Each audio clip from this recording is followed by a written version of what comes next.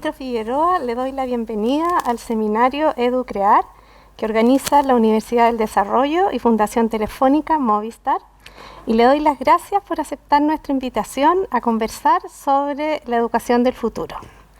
Y mi primera pregunta no es sobre futuro, porque le quiero preguntar sobre el 28 de febrero del 2020. Ese día usted asume como ministro de Educación con un escenario que en 15 días cambia radicalmente. ¿Cómo vivió usted ese proceso? Buenos días, Josefina, muchas gracias por la invitación. Bueno, efectivamente, este ha sido un año en que han pasado muchísimas cosas en un relativo corto tiempo. Cuando yo asumí como ministro, el presidente Piñera fue muy claro en darme un mandato. Ese mandato fue hacer todo lo necesario para suprimir o rebajar al máximo las brechas de aprendizaje que existen en nuestro país, poner un foco fuerte en el mundo técnico profesional, en la educación parvularia y, como lo veníamos haciendo ya en el Ministerio de Educación, poner todo el foco de la política pública donde se producen los verdaderos cambios en educación, que es en la escuela, en la sala de clase. Veníamos además de un escenario complejo vinculado a los hechos de violencia posteriores a octubre, y en ese sentido un propósito muy firme que teníamos el 28 de febrero era precisamente que los alumnos volviesen a tener un espacio de paz en las aulas, en las escuelas. Y 15 días después nos vimos en la necesidad, en la obligación por razones sanitarias de hacer precisamente todo lo contrario, alejar a los alumnos de las salas de clase, y tuvimos entonces que combinar cómo mantener el mismo objetivo de política pública, esto es, que la educación sea una efectiva herramienta para que todos alcancen el máximo de sus capacidades y accedan a mejores oportunidades, reduciendo las brechas en un contexto vinculado a la pandemia, donde lo que lamentablemente iba a pasar es que la suspensión prolongada de clases genera precisamente el efecto contrario, una reducción de los aprendizajes, un incremento fuerte de las brechas, una amenaza evidente de una alta deserción escolar, afectando particularmente a los más vulnerables. Por lo tanto, obviamente el tema es complejo, pero lo interesante aquí es que, si bien cambia todo el escenario, los objetivos siguen siendo exactamente los mismos. Y hablando de objetivos, yo creo que un objetivo bien importante, no solamente en el trabajo que usted ha hecho, sino que en educación, nosotros necesitamos que estén todos los niños conectados a su escuela.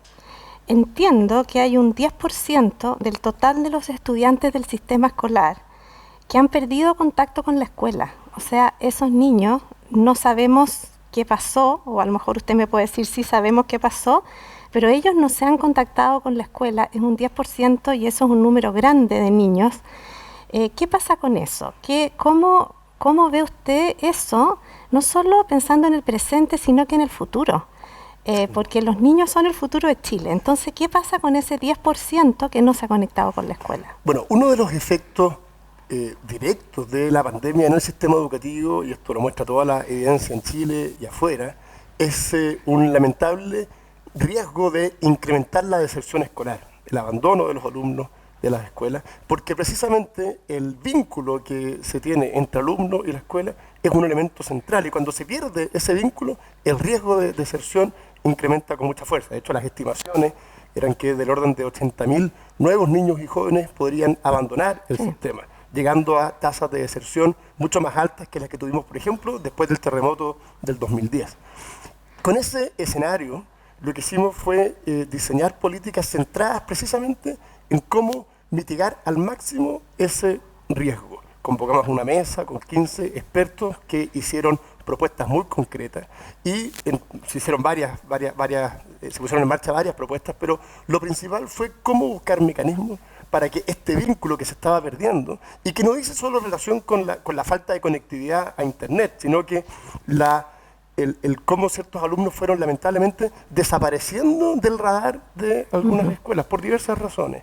Y por lo tanto diseñamos herramientas de seguimiento y de gestión de los alumnos para que cada escuela pudiese gestionar de mejor manera dónde estaban sus alumnos, ir a buscarlos, recuperar ese vínculo. De hecho, ese 10% que tú señalas surgió como una primera muestra de esta herramienta de seguimiento, y hoy día podemos decir con con orgullo que la herramienta ha sido útil. Se han rebajado esos números, las últimas mediciones son del orden de un 6%, y ciertamente cuando llegue el proceso de matrícula el próximo año vamos a poder ver la realidad de cuántos alumnos efectivamente abandonaron el sistema escolar. Pero el punto de cómo mantener vinculado a los alumnos con la escuela es esencial, y en ese sentido la suspensión de clases presenciales tan prolongada ciertamente afecta, y por eso era necesario también buscar otros mecanismos para poder atraer de nuevo a los alumnos a las escuelas. Ahora que toca el tema de volver a los niños al colegio, normalmente, y nosotros también como profesores, siempre pensamos que los niños o vienen al colegio o están en su casa. Y entiendo que ustedes están proponiendo que esto lo miremos como un ir y venir. O sea, que podría suceder que vayan a la escuela y que después tengan que volver a la casa y que vuelvan a la escuela, y que no sea un blanco-negro. Y que más bien tendríamos que pensar, y eso no está en la mente ni de las madres, ni de los padres, ni de la familia, ni de los profesores, esto de pensar que la vuelta al colegio puede no ser definitiva y que vamos a tener que pensarlo de modos más transitorios.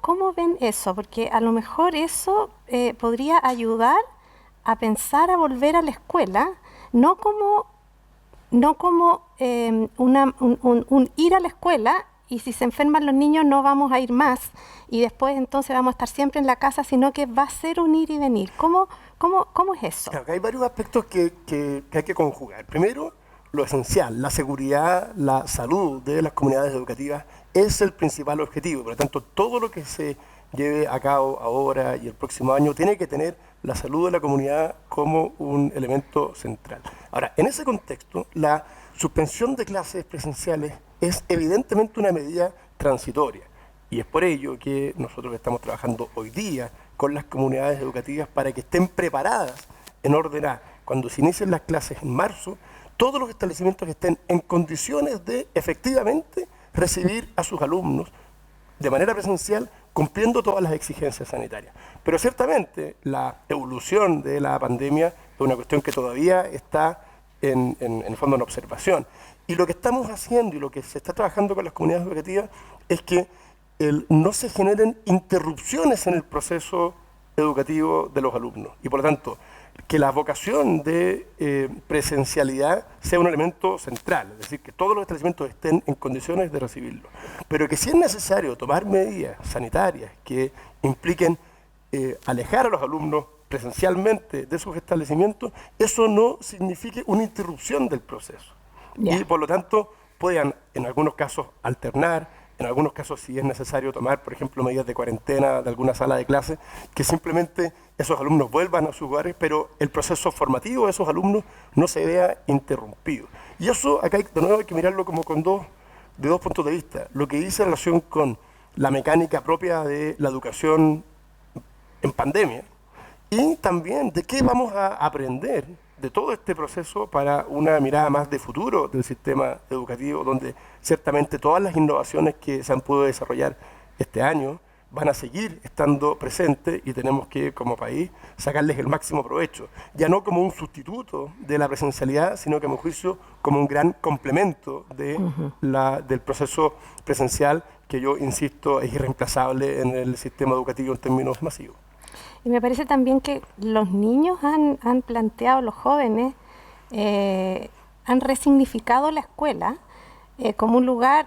Los niños generalmente salen muy felices cuando se van a su casa del colegio, y la escuela no suele ser un lugar tan atractivo. Sin embargo, veo que los jóvenes quieren volver, no digo a clases, pero digo al colegio. Que el colegio es un lugar que da significado, que crea vínculo, y a lo mejor... claro, no es solo volver a clase, es volver al colegio. La escuela es mucho más que aprendizaje, sí. Es un espacio esencial de aprendizaje, pero es mucho más. Ofrece sociabilidad, ofrece protección para muchos alumnos, ofrece, en el fondo, espacios de crecimiento que exceden con mucho la simple transmisión de conocimiento. Y lo que hemos visto este año es que precisamente los profesores y los alumnos han resignificado ese valor de la escuela como un espacio mucho más amplio. Fue súper interesante para nosotros cuando visitábamos liceos, por ejemplo, técnico-profesionales, que hicieron el esfuerzo de volver a las actividades presenciales. Y los alumnos estaban fascinados de volver no solo a estar con sus compañeros, sino que a efectivamente, primero a salir de sus casas, a seguir su proceso de formación, en el caso de los alumnos técnicos profesionales, con sus máquinas, con sus aparatos que además eran muy necesarios para terminar esa formación. Nos comentaban los mismos alumnos, los apoderados, que antes, si antes había que sacarlos de la cama, digamos, a patadas para que fueran al colegio, hoy día el tema era que todos llegaban varios minutos antes del inicio. Sonaba la campana para irse, seguían trabajando, porque efectivamente se generó un sentido, lo echaban mucho de menos, ¿eh? Y eso, yo insisto, tiene no solo que ver con lo que aprenden, sino que con un ambiente de protección, de crecimiento, que se hizo cada vez más evidente durante este periodo tan duro de suspensión de clases presenciales. Durante este periodo de suspensión de clases presenciales, y fue por junio, el Ministerio impulsó una iniciativa que a mí me parece que fue no tan conocida, y por eso quiero preguntarle que hablemos de ella, que para los decanos de educación, como en mi caso, y otros decanos de muchas universidades, entiendo que de las 42, 20, pusieron estudiantes en práctica a apoyar a los colegios con aquellos niños que estaban rezagados, haciendo grupos pequeños, con aquello que los estudiantes de pedagogía saben hacer. Las carreras de pedagogía tienen muchas prácticas hasta llegar a la profesional, pero también la práctica, si la última es la 8, en la 7, en la 6, en la 5, los estudiantes de pedagogía pueden hacer un aporte a la escuela, y esto también es de futuro, porque normalmente los practicantes no tienen ese rol en la escuela, de ayudar, de ir con grupos pequeños. Entonces, ¿cómo funcionó eso? Y si le parece que eso también es de futuro, que puede ser una manera de pensar la escuela en el futuro, con las practicantes y los practicantes haciendo un aporte relevante en la escuela. Sí, esa iniciativa la llamamos Tutores para Chile, sí. Y efectivamente fue una innovación. La innovación no solo tiene que ver con aspectos tecnológicos, la innovación dice precisamente en relación con cómo enfrentamos nuevos problemas con las herramientas que muchas veces estaban a mano y que no se nos había ocurrido cómo utilizar. En este caso había una necesidad dos necesidades muy concretas. Por un lado, cómo acompañar al máximo el proceso formativo de los alumnos en las escuelas, que entre otras cosas estaban quedando marginados, estaban perdiendo el vínculo con sus escuelas y era necesario fortalecerlo.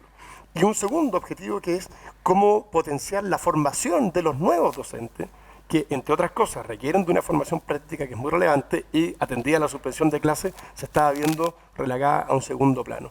Con esa mirada, lo que se constituyó, y con la colaboración de muchas escuelas de pedagogía, entre otras la de la Universidad del Desarrollo, la conformación de esta red de tutores, donde se le dio la oportunidad a los estudiantes de pedagogía de poder ser actores directos en la formación de alumnos, generando grupos pequeños donde los estudiantes de pedagogía acompañan a los alumnos en edad escolar, y por esa vía completan su formación práctica y además generaron un impacto muy directo en los alumnos que efectivamente lo necesitaban. Y yo creo que efectivamente ese tipo de innovaciones tienen que quedarse en nuestro sistema educativo, donde además tenemos un desafío muy fuerte en las escuelas de pedagogía, que tienen que, a mi juicio, acercarse mucho más a las necesidades concretas de las escuelas, y esto ciertamente contribuye mucho en esa dirección. Totalmente, por eso me parecía que era una iniciativa que había que conocer más. Y hablando de futuro, cuando usted piensa en la escuela del futuro, cuando piensa en la educación del futuro, en el contexto del proceso constitucional que estamos viviendo, ¿qué oportunidad ve ahí de mejorar la educación, que es un anhelo, ¿cierto? Es el anhelo, y digo, es el anhelo de todos los grupos políticos, tienen el anhelo, que lo representan y lo imaginan como de diferentes maneras, como el proceso de llegar allá, pero ¿cómo ve usted esta oportunidad de que la Constitución nos dé una oportunidad nuevamente de mejorar la educación? ¿Cómo ve eso? Si algo ha quedado de manifiesto durante esta pandemia en el sistema educativo, es lo fundamental de que los establecimientos educacionales tengan espacios para innovar. Y esa innovación requiere de ciertas condiciones básicas. Primero, mucha autonomía para poder desarrollar sus proyectos de tal manera de que cada comunidad pueda adecuarse a sus propias necesidades y mantener un objetivo concreto. Segundo, para que esa autonomía sea también, se pueda hacer carne, se necesita mucha flexibilidad en las comunidades educativas y también flexibilidad en la relación del Estado con los establecimientos educacionales. Yo creo que el debate constituyente que se inicia en el país nos abre espacios interesantes en ese sentido, para que en la Constitución se dejen explícitas las necesidades de mayor autonomía que requieren los establecimientos educacionales para su adecuado funcionamiento. Que en la Constitución quede explícito lo importante que es reconocer que deben existir proyectos educativos diversos, que se adecúan a las distintas realidades y a las distintas necesidades de la ciudadanía, bajo una lógica de que los padres son los principales educadores de sus hijos y que por lo tanto necesitan en el sistema de educación formal un espacio donde sus objetivos como padres se vean también identificados y reflejados en el sistema formal. Y en ese sentido, yo creo que es muy importante no perderse en el debate constituyente. La calidad de la educación pasa fundamentalmente por qué es lo que ocurre en cada escuela. Y por lo tanto la Constitución, más que quedarse en declaraciones de que la educación debe ser de calidad, debe servirnos para generar condiciones donde todos los chilenos tengamos seguridad de que existan proyectos diversos, de que se pueda elegir entre esa diversidad de proyectos, de que cada establecimiento educacional va a contar con la autonomía necesaria para poder llevar adelante esos proyectos que fueron elegidos por los padres y cumplir con un determinado propósito. Espacio de autonomía, de flexibilidad, de libertad. Creo que esa es la oportunidad que nos da el proceso constituyente. ¿Y usted cree que las familias, más allá del mundo político, usted cree que las familias quieren eso que usted está diciendo para sus hijos? Yo soy un convencido que las familias lo que buscan es precisamente encontrar proyectos educativos en los cuales ellos se puedan identificar. Y la mejor manera de asegurar eso es que exista una amplia diversidad de proyectos y que por lo tanto el país genere las condiciones para que esa diversidad se manifieste. Uno lo ve, por ejemplo, en el proceso de admisión escolar que tenemos todos los años, donde ciertos establecimientos son muy preferidos por la familia. Y en ese sentido, lo que queda, lo que se hace evidente es que las familias tienen preferencias y buscan por distintas razones, en algunos casos por la convivencia escolar, en otros por la calidad de sus resultados, en otros por las características de un proyecto que a lo mejor tiene una línea más espiritual. Lo importante es que las familias tienen el derecho de educar a sus hijos y que esa educación se hace tanto en el hogar como también en el sistema formal. Y el sistema formal tiene que reflejar esas necesidades. Y la mejor manera de asegurar que eso es posible es, desde el punto de vista del Estado, asegurar una libertad para que la diversidad de proyectos se pueda manifestar y que entonces sean los padres los que en definitiva opten por unos u otros. Y cuando usted piensa en la escuela del futuro, ahora imaginémonos la escuela, esa área chica donde ocurre la relación entre los niños, de los niños con los alumnos. ¿Cómo se imagina esa escuela del futuro? Dígame cómo se imagina incluso el espacio físico, cómo van, a qué hora llegan los niños, cuántas veces van al colegio, quién les enseña, ¿Qué les enseñan a propósito del ajuste curricular? ¿Cómo se imagina esa escuela del futuro? Yo creo que la escuela la escuela es una institucionalidad relativamente moderna, como la conocemos hoy día. El colegio, en términos masivos, no tiene más de 200 años, en el fondo. Hay escuelas antiguas, pero eran muy específicas. El proceso masivo de escolarización es un proceso, en términos históricos, más bien reciente.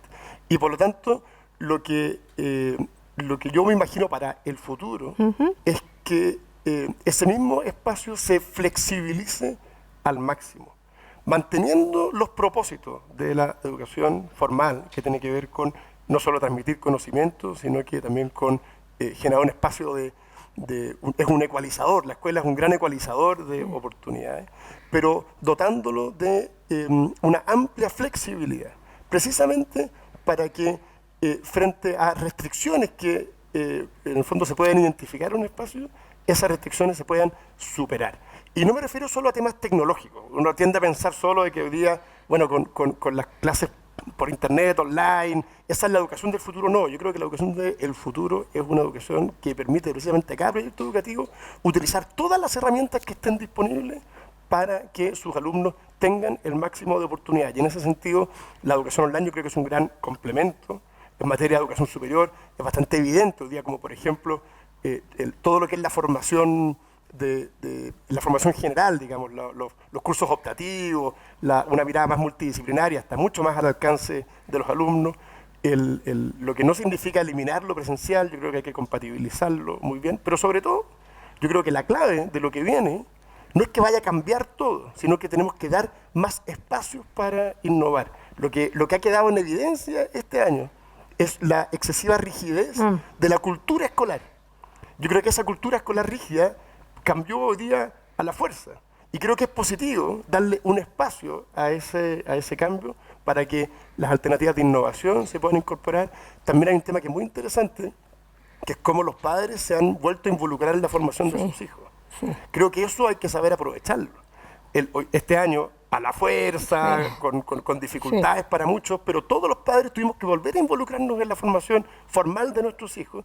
Esa oportunidad no se puede perder, hay que darle un espacio. Pero lo que también es clave es que lo que hacen los cambios, lo que implica mejora, es fundamentalmente la voluntad de las personas que están a cargo de esos proyectos. Y por lo tanto, yo creo que la educación del futuro es una educación donde los espacios de innovación tienen que tener una cabida mucho mayor. Y por último, ministro, en este mes van a dar la prueba de ingreso a la universidad varios jóvenes. Y algunos de esos jóvenes van a estudiar pedagogía, pero tal vez algunos no están totalmente decididos, o tal vez sus familias prefieren que sean ingenieros o que sean abogados, y no que sean profesores. ¿Qué mensaje le daría usted a tantos jóvenes que tal vez tienen esa vocación, pero dicen, esto va a ser difícil para mí? ¿Cómo los alentamos?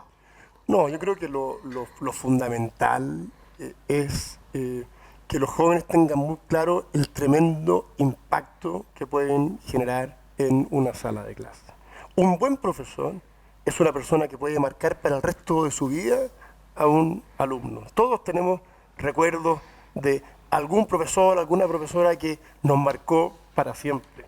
Y en ese sentido, quienes tengan vocación de generar cambios en el país, yo creo que han de encontrar en la pedagogía un camino que es precioso y que no los debe, y que por tanto las dificultades propias de cualquier profesión no los debe alejar de cumplir con esa vocación, que tiene que ver, a mi juicio, con la posibilidad de cambiarle la vida directamente a miles de personas que necesitan muchas veces de un ejemplo a seguir. El profesor es para muchos alumnos a veces el único contacto que tienen, por ejemplo, con un profesional.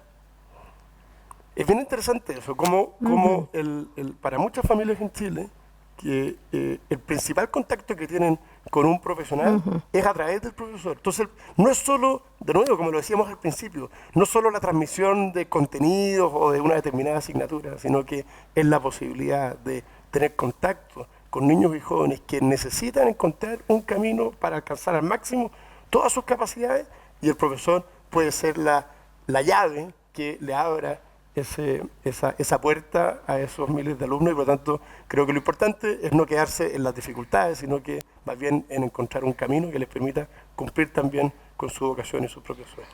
Y también pienso que esos jóvenes tienen que pensar, no sé si está de acuerdo y lo ve como política pública, a propósito de la ley de carrera docente, que también se puede ir perfeccionando. Tal vez van a tener mejores sueldos y van a tener más oportunidades, y el profesor va a ser cada vez un ser más importante en la sociedad, que ha quedado demostrado hoy día. O sea, hoy día los padres se han dado cuenta de qué significa enseñarle a leer a un niño. Bueno, efectivamente, como país se han hecho muchísimos esfuerzos a lo largo de muchos años para mejorar las condiciones laborales de los docentes, que ciertamente son un elemento relevante a la hora de tomar una decisión de una trayectoria profesional. Y en ese sentido creo que hoy día más que antes, la decisión de ser profesor es una decisión que obviamente es un camino muy vocacional, pero que también permite que un docente que está en permanente preparación pueda acceder a mejores condiciones laborales y por esa vía generar un altísimo impacto Sí. en quienes lo rodean. De todas maneras, porque yo creo que ese es un desafío que tenemos que asumirlo cada vez para que tengamos más y mejores profesores y se cumpla lo que señala Elige Educar, que cada niño tenga un gran profesor. Bueno, es fundamental. ¿Cierto? Ministro, se nos acabó el tiempo y yo quiero agradecerle de nuevo este momento así tan franco de conversación, de pensar en el futuro de la educación, que es un eje estratégico de las sociedades. Así que espero que tengamos más oportunidades de conversar y espero que siempre su cartera sea la más importante, porque realmente pienso que la educación es un eje estratégico de verdad para el desarrollo de muchos niños y muchas personas que muchas veces quedan al margen y que tenemos que tratar que haya cada vez menos niños y jóvenes al margen. Muchas gracias, Josefina, y muchas gracias por darle a la educación un espacio tan relevante.